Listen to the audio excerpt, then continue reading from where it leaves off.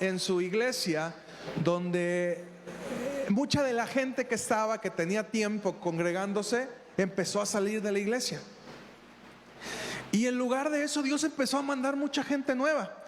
Entonces ellos, que tienen prácticamente desde que se fundó la iglesia, dice que les empezó a hacer muy curioso cómo empezó a llegar gente tatuada, así que dice, por los veías que estaban danza y danza en la alabanza, y pues no sabías si acercárteles o mejor alejarte.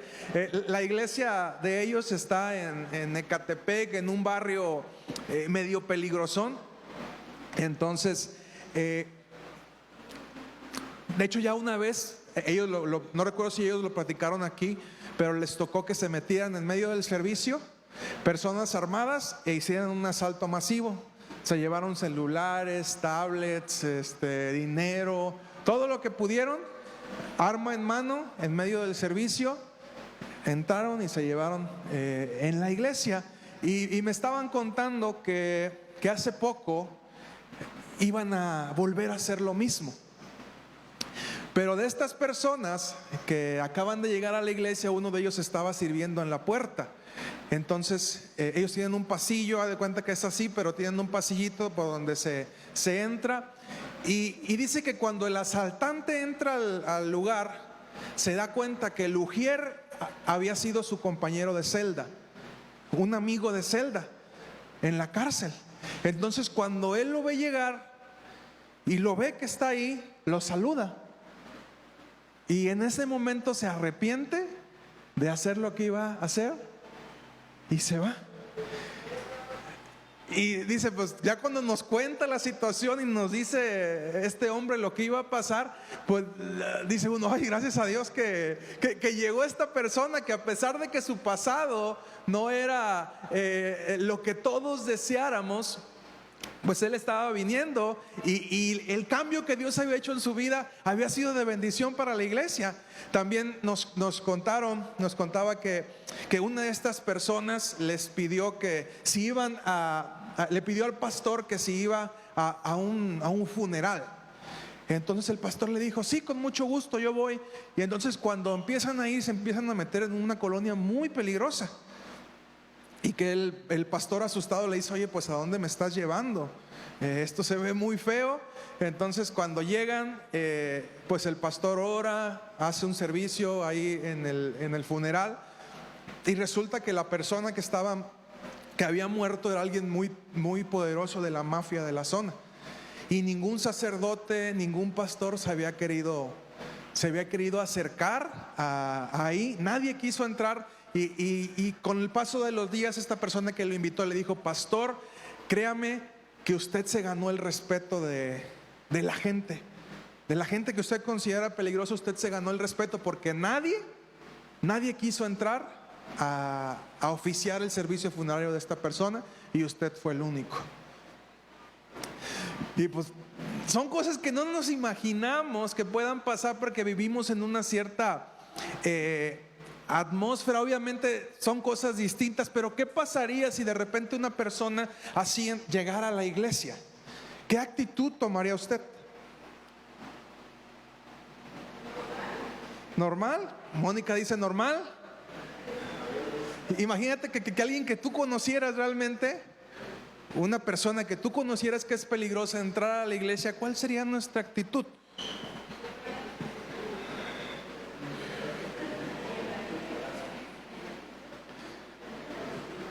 Jesús fue conocido por acercarse a las personas despreciadas y menospreciadas de su época y acercarlos al Padre. Jesús tenía esta capacidad de hacer sentir valiosas a las personas que sentían que habían perdido su valor. Encontraba la manera de hacerles sentir ese valor. Y nuevamente la pregunta es, ¿estamos preparados para recibir a los perdidos? ¿Estamos preparados para amar a los pecadores? ¿Tenemos la capacidad como iglesia de poder restaurar a estas personas? Dios nos ha bendecido con muchos psicólogos de profesión. Levanten su mano los psicólogos. Bueno, hoy no vinieron muchos y otros están dando clases arriba, pero Dios nos ha bendecido con un grupo importante de psicólogos. Estamos trabajando, Gaby también es psicóloga. Estamos trabajando, Getse, y ahí con Joaquín y Betty se está trabajando también para un congreso de sexualidad. Y siempre es importante que como iglesia podamos estar capacitados para atender este tipo de temas. El último que hicimos, el que hicimos con jóvenes, ya he platicado muchas veces todo lo que resultó de ese congreso, pero siempre que vamos a tocar temas delicados donde hay que restaurar, tenemos que estar nosotros primeramente preparados para restaurar a otros, pero también tener nosotros nuestra vida en orden. Porque no podemos pararnos a hablar acerca de algo cuando nuestra vida por dentro estamos batallando en la misma cosa. ¿Por qué? Porque entonces va a venir para nosotros aquello de lo que estamos hablando, y va a decir, bueno, a ver, tú estás hablando de evitar la pornografía, pero tú estás viendo pornografía. Entonces no hay congruencia entre lo que hablamos y lo que hacemos. Gálatas 6, 1 al 9, por favor.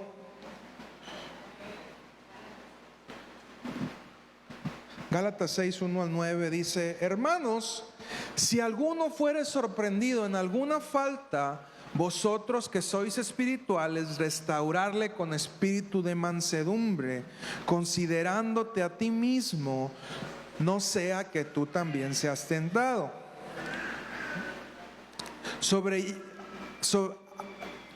Sobrelleven las cargas los unos de los otros. Sobrellevó, las cargas de los unos de los otros y cumplió así la ley de Cristo. Porque el que cree ser algo no siendo nada, a sí mismo se engaña. Así que cada uno someta a prueba su propia obra, y entonces tendrá motivo de gloriarse solo respecto de sí mismo y no en otro, porque cada uno llevará su propia carga. El que es enseñado en la palabra, haga partícipe de toda cosa buena al que lo instruye. No os engañéis, Dios no puede ser burlado, pues todo lo que el hombre sembrare, eso también segará. Porque el que siembra para su carne, de la sangre segará corrupción, mas el que siembra para el Espíritu, del Espíritu segará vida eterna. No nos cansemos pues de hacer el bien, porque a su tiempo segaremos si no hubiéramos desmayado. Una disculpa, está un poquito mal el texto que anoté. Durante distintas etapas en mi trabajo como pastor o como líder, incluso antes de asumir la responsabilidad como pastor, metí la pata en cuanto al ser muy severo en la forma de atender este tipo de situaciones, sobre todo con personas que formaban parte de mi equipo en ese momento, cuando era líder, o bien como parte de la iglesia. Incluso en ese proceso terminé por alejar a personas que necesitaban ser restaurados por la forma en la que llevé a cabo el proceso. Y bueno, es parte de la formación que uno como ministro tiene que tener, y el día de hoy todas esas experiencias que me tocó pasar en su momento pues me ayudan a ir creciendo como persona. Y sabe, la única forma en que uno no se equivoca es cuando no hace nada. Y bueno, aún así te equivocas, ¿verdad? Te equivocas cuando no haces nada, porque te estás equivocando precisamente por no poner manos a la obra. Yo he escuchado que la única forma, el único que no se equivoca es el que obedece, porque me dijeron que hiciera algo, yo lo cumplo. Si estaba mal, bueno, yo obedecí y me quité la bronca. Pero algunos de esas personas no volvieron a acercarse a Dios, y yo entiendo que es su decisión. y es completamente libre, pero también creo que pude haber tenido la capacidad de haberlos apoyado más.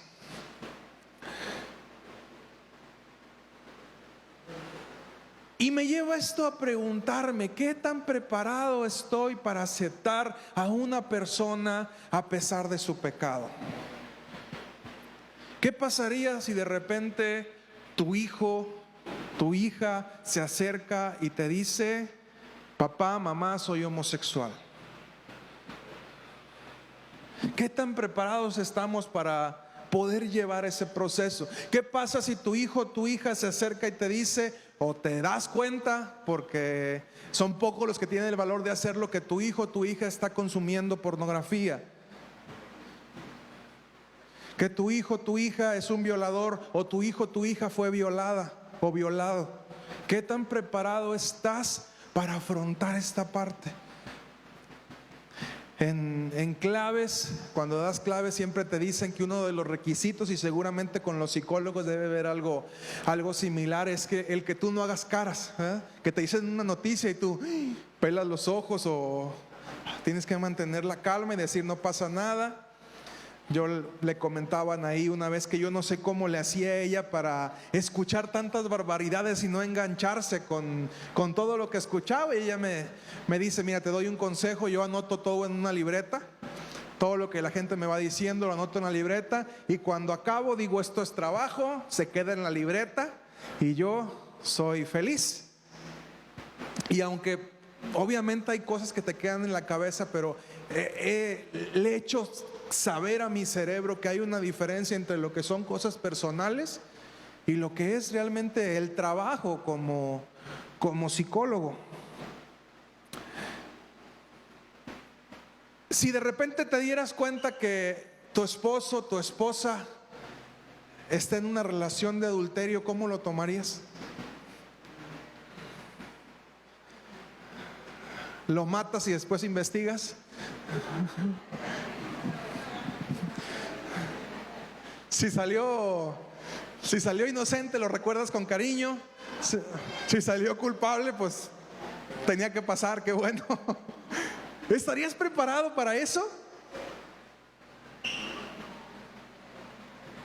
¿No? Yo creo que nadie estamos preparados para eso, pero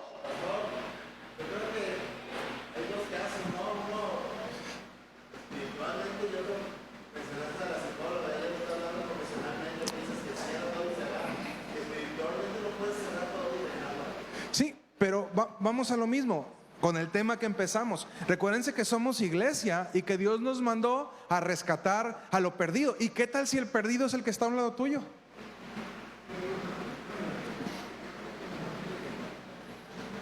Porque puede pasar. O sea, siempre es más fácil tratar con el de enfrente, pero ¿qué tal si lo perdido está en casa?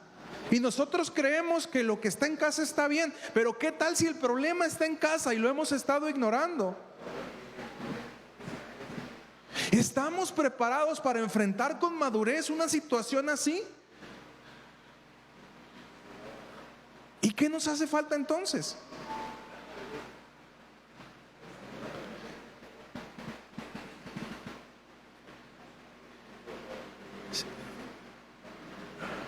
¿Estarías dispuesto a amar a la persona a pesar de ello?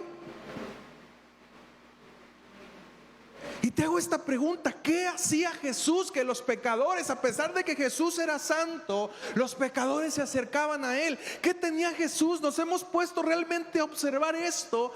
¿Qué características tenía Jesús que hacía que la gente en necesidad, en vez de huir, en vez de alejarse, buscara su refugio, buscara su consuelo? ¿Qué tanto se parece la iglesia de hoy en día? ¿Qué tanto se parece Betel a esa imagen que daba Jesús?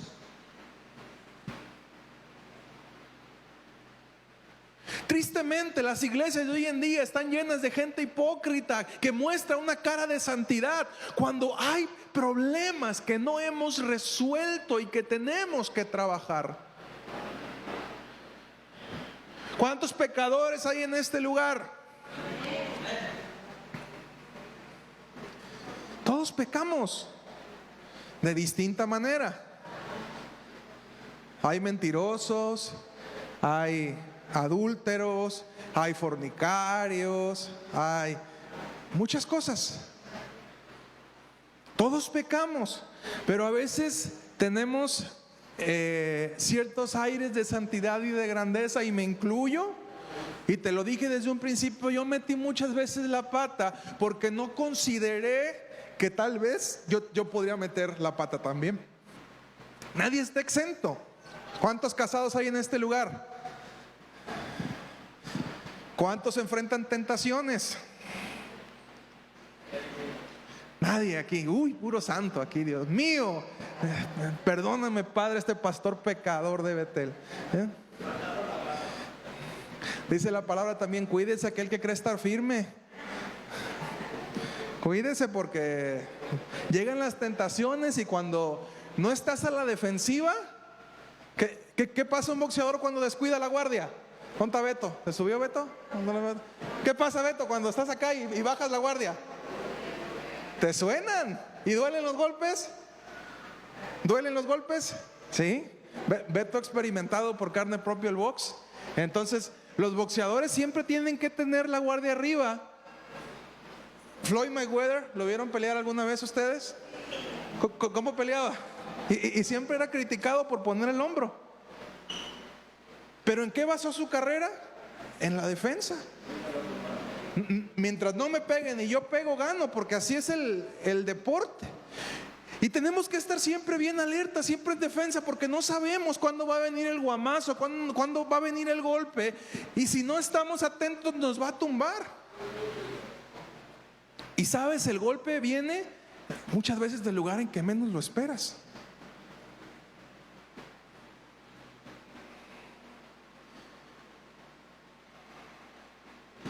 Si el que está sentado a tu lado, voltea a ver al que está sentado a tu lado, te dijera que es un adicto a la pornografía, ¿estarías dispuesto a apoyarlo sin que se sienta juzgado?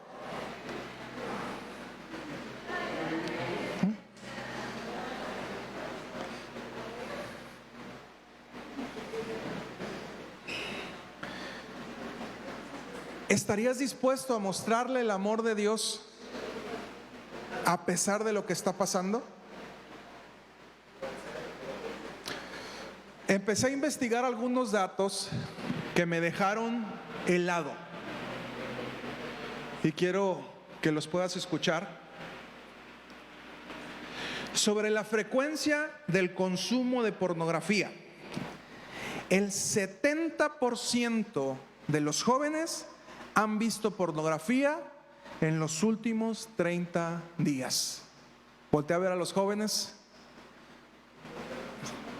Seguramente más de alguno de ellos ha visto pornografía en los últimos 30 días. El porcentaje de los hombres en ver pornografía es el 80%. 80% de los hombres, cristianos, no cristianos, de la religión que tú me pongas, el 80% de los hombres consumen pornografía.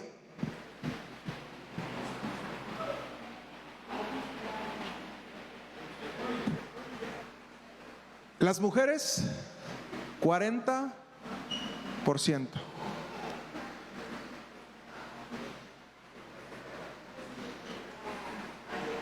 Los chicos hablan de consumo prácticamente diario, mientras las mujeres se remiten a semanal o mensual.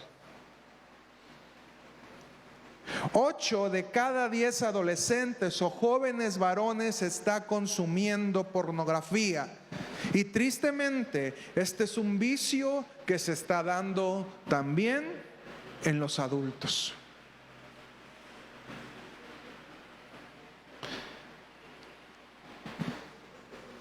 Y esto no es todo. Cada año 5.4 millones de niños, niñas y adolescentes son víctimas de abuso sexual en México. 5.4 millones de niños, y estos son los casos que están documentados. ¿Cuántos casos más habrá que no sabemos? De acuerdo con la Organización para la Infancia, Aldeas Infantiles, 6 de cada 10 de estas violaciones se producen en casa. 6 de cada 10, y el 60% de los abusos que se cometen en casa, el agresor es un familiar o pertenece al círculo cercano de la familia.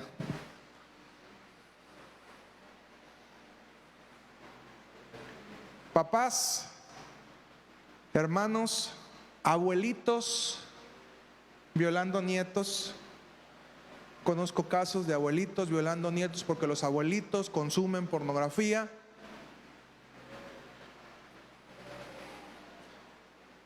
Y eso no pasó en la Ciudad de México, eso está pasando aquí, en Tepic también. Vea usted, métase ahí a la página de cualquiera de noticias, donde salen las noticias de la Fiscalía, y se va a dar cuenta: detenido por abuso, detenido por abuso, detenido por abuso. Los resultados definitivos del censo de 2020 indican que la población total en los Estados Unidos mexicanos es de 126.014.024 habitantes. De ellos, 64.540.634 son mujeres, que es el 51.2%, y 61.473.390 son hombres, el 48.8%. De acuerdo con los datos del Censo de Población y Vivienda 2020, en el país residen 31.8 millones de niñas y niños de 0 a 14 años, que en términos porcentuales representan 25.3% de la población total. Tanta pornografía ha generado abuso. Imagínate, cada año el 16% de los niños de 0 a 14 años son violados.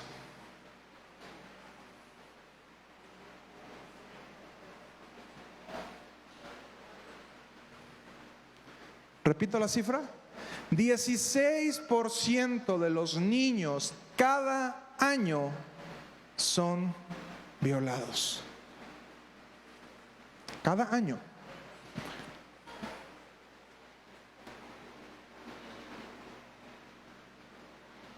Estos números, cuando yo los veía, le decía a mi esposa, se me hacen verdaderamente escalofriantes.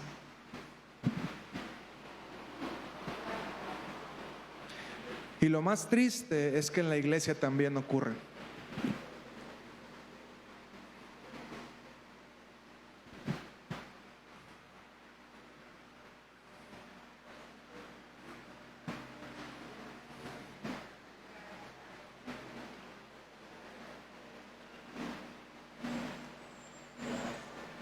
Papá, mamá, ¿has tenido el cuidado de tus hijos?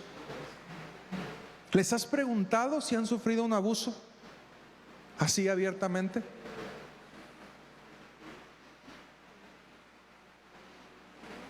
Ay, no, hermano, ¿cómo crees? En mi casa somos puros santos.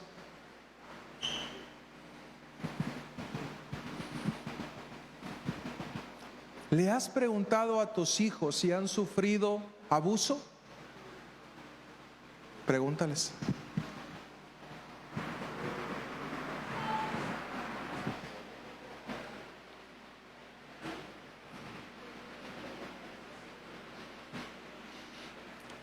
¿Qué tal si tu hijo o tu hija esté dentro de ese 16% de niños y niñas que son violados cada año y no te estás dando cuenta?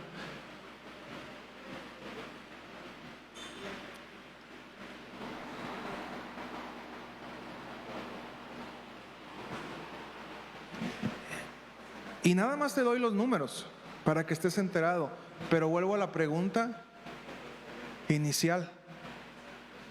¿estamos preparados para recibir a una generación de niños, niñas, jóvenes violados?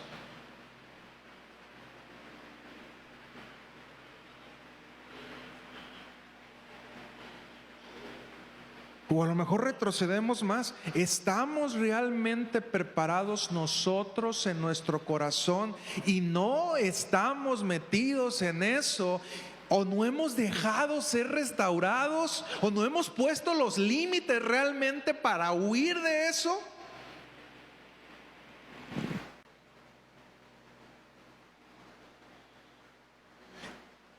Porque la preparación también cuenta eso. ¿Estamos preparados para no ser nosotros los adictos, para no ser nosotros los violadores? ¿Realmente hemos puesto?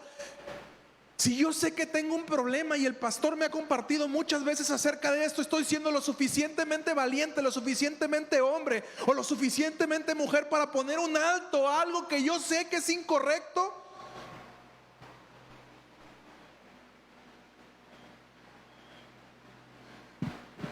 Hace días, una compañera de mi hija le preguntó a su mamá cómo se hacían los niños. Y la mamá, poco sabia, no conoce a Dios, le contó de una manera muy vulgar cómo se hacían.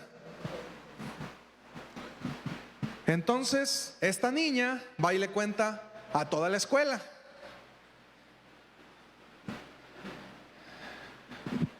Mi hija, curiosamente, que usa mi celular de repente, ¿cómo tienen animales los perritos? ¿Cómo se hacen los chivos, las vacas? Y comienza, yo le digo, se me quedé asombrado, un día agarro el celular, pongo YouTube y comienzo a ver lo que dice shorts, que son como el tipo TikTok, y comienzo a ver cosas y le digo, ¿sabes qué, Getse? Algo aquí está mal. Yo te aseguro que yo no veo ese tipo de videos, pero y quien agarra el celular y ve eso, pues es Sammy. Ya mi esposa platicó con ella. Hasta ahorita, gracias a Dios, no era nada fuera de lo común. Pero quiero invitarte a que hagas eso.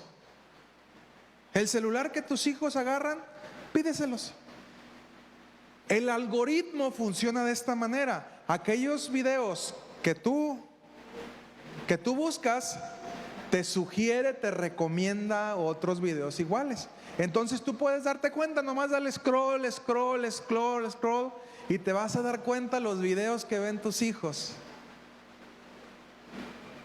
Y eso en el mejor de los casos. Si no, busca el historial. Y créeme, ahorita ya hay niños que son más inteligentes que tú y que borran el historial. Pero ¿qué hacemos? Ay, mi hijo está enfadoso. Agarra el celular. Póngase a ver lo que quiera.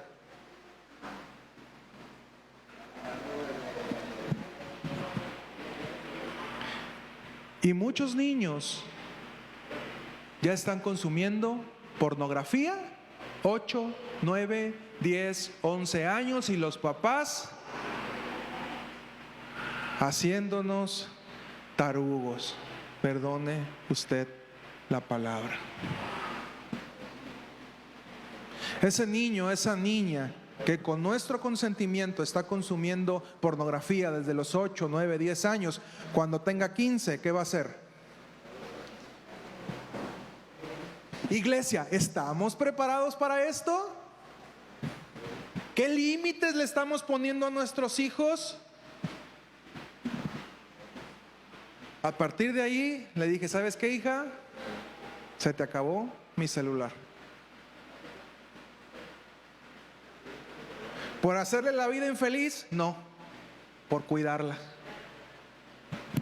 Varón, si tú sabes que tienes un problema con consumir pornografía y todos estos números se dispararon a raíz de la pandemia porque estábamos encerrados. Varón, si tienes un problema con consumir pornografía, deja el celular fuera de tu cuarto. No lo metas al baño.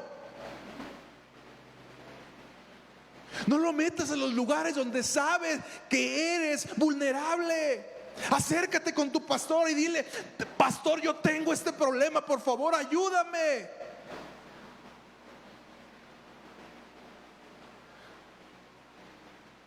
Y no es por asustarte, mamá, papá, está ocurriendo seguramente en tu casa. Porque 8 de cada 10 chavos están consumiendo pornografía. Seguramente alguno de aquí lo está haciendo porque son números. Tenemos que empezar a hablar las cosas como son. Tenemos un problema enfrente y como iglesia no estamos haciendo nada.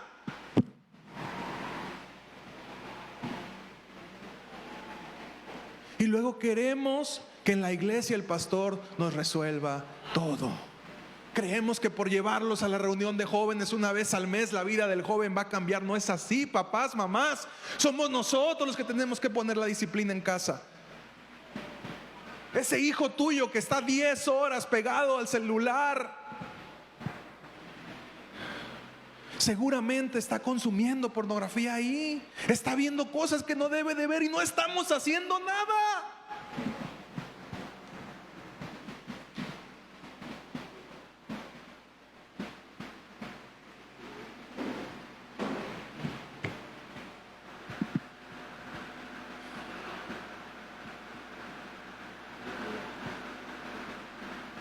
Estamos preparados para atender este asunto. Estamos preparados para atender al adicto. Estamos listos para restaurar al abusado. Si no tenemos ni siquiera el valor de preguntarles a nuestros hijos si alguien está abusando de ellos.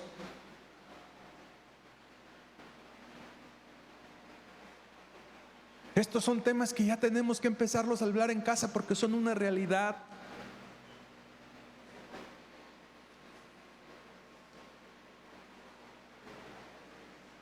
Papá, mamá, no puedes dejar a tus hijos a que los cuide cualquier persona. No puedes hacerlo. Hoy en día no se puede porque no sabes.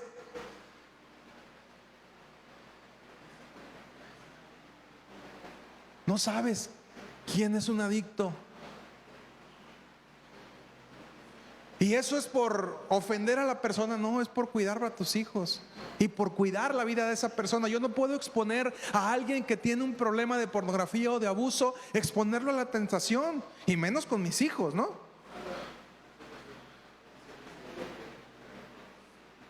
Cuido a mis hijos y cuido a la persona, y es por amor, también es una forma de amar a quien tiene este problema.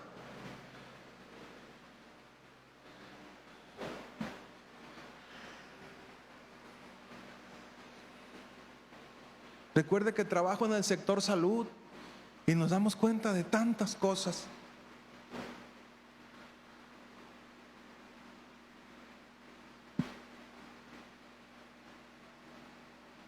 ¿Podemos ver con amor al violador y ayudarlo a ser transformado y ser renovado? Obviamente, si la persona quiere ser transformada y quiere ser renovada. O si estamos nosotros en esa condición, estamos dispuestos a ser sinceros y a buscar ayuda, porque no se trata solamente de decir: ay, sí, yo tengo problemas con la pornografía. Ay, ya lo dije, ya me siento bien. No, se trata de decir: yo tengo problemas y quiero ser restaurado al precio que tenga que ser, porque yo entiendo que delante de Dios estoy haciendo algo incorrecto, estoy sembrando en mi corazón una semilla que seguramente va a dar mal fruto. ¿Estoy dispuesto a hacerlo?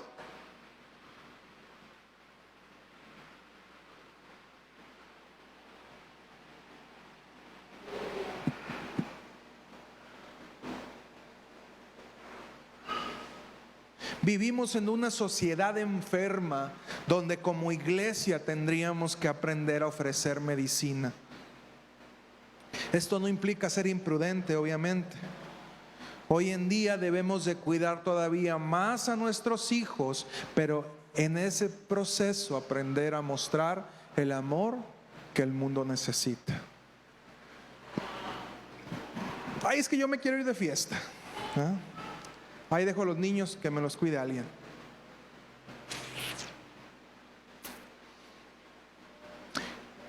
¿Estamos preparados para rescatar lo perdido? Porque suena bien bonito, ¿verdad?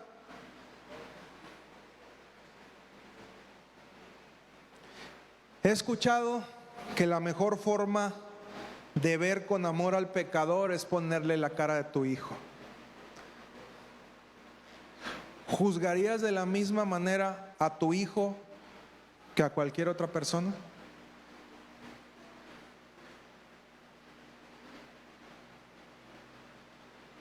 Yo creo que no. Lo verías con más amor porque te duele. A pesar del pecado, a pesar del error, creo que como padres nunca dejamos de amar a los hijos, por más equivocaciones que tengan.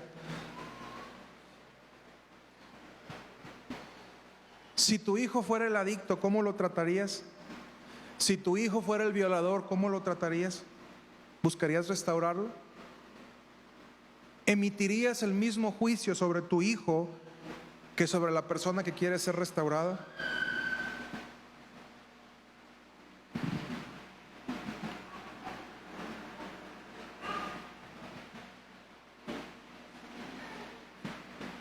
Iglesia, es tiempo de salir de la burbuja.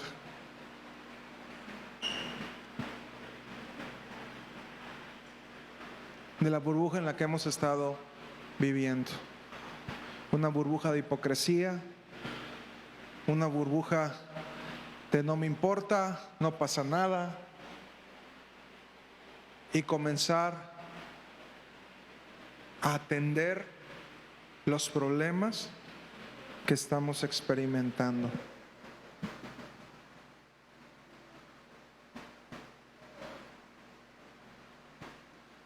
¿Es fácil? No.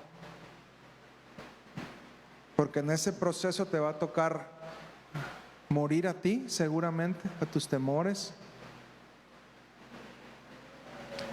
Te va a implicar a tomar en serio tu maternidad o tu paternidad. A cuidar a tus hijos, aunque te quieras ir de fiesta. A hacerte responsable de ellos.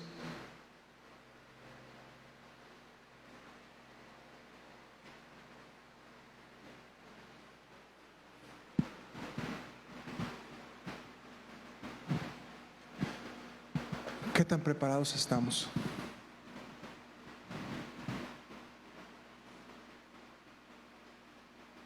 Y una violación ocurre tan rápido y ocurre en un momento y de quien menos lo esperas. Pero tenemos que trabajar en ello.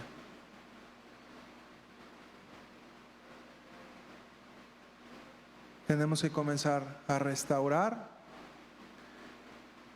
a buscar lo que se había perdido. Y quién sabe si lo perdido está en casa. Así es de que si vas a empezar a buscar lo perdido, empieza a buscar en tu casa. No quiero, papá, mamá, que pase el día de hoy sin que tú te acerques a tus hijos. Busca la manera, investiga y pregúntale si es que no ha sufrido algún tipo de abuso. Si alguien no lo toca donde no debe, como decían, todo se acomodó. Entonces, por eso yo siempre creo que Dios hace las cosas de cierta manera. Decirle, hay gente que te toca en verde, en amarillo o en rojo. Si ese es el caso. O si tú estás violando a alguien, que puedas decir, tendremos que aprender a manejarlo de la mejor manera, a ser sabios y amar a esa gente. Si tú tienes una adicción a algo, También poder hablarlo, porque este es un problema que estamos enfrentando hoy en día. Es nuestra realidad y la más fuerte. Las consecuencias del encierro de la pandemia. Y es tan sencillo de verdad que tu hijo pueda consumir pornografía desde un aparato electrónico. No lo sueltes tan fácil, papá. Le dijera a Hetze allá, un primo, ese aparato es del diablo. Si no lo operamos con mucha responsabilidad.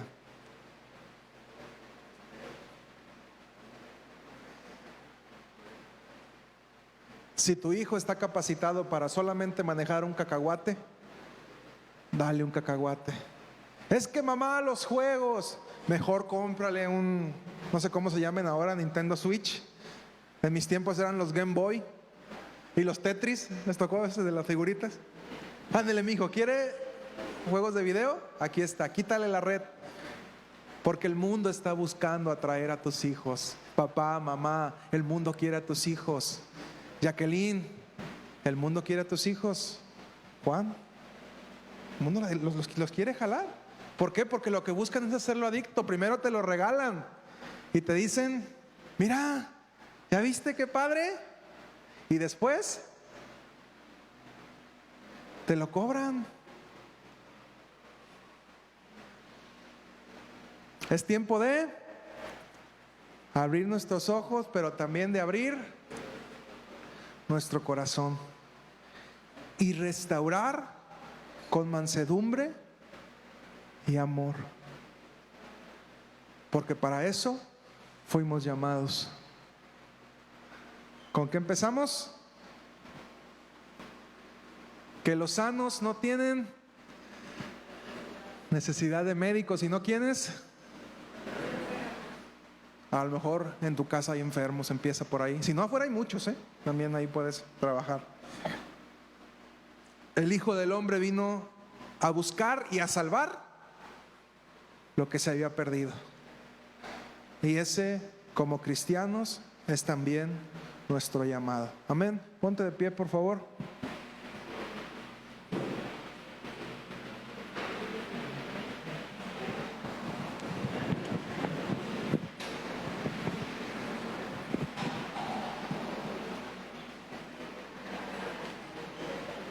Alguien que me ayude en el piano.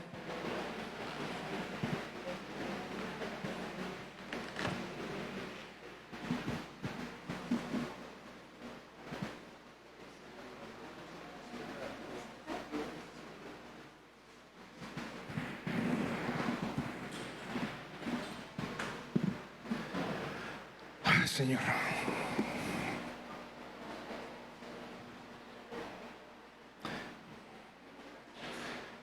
Padre, en este momento pongo en tus manos, Señor, la vida de tus hijos, los que están aquí presentes, Padre, pero también los que van a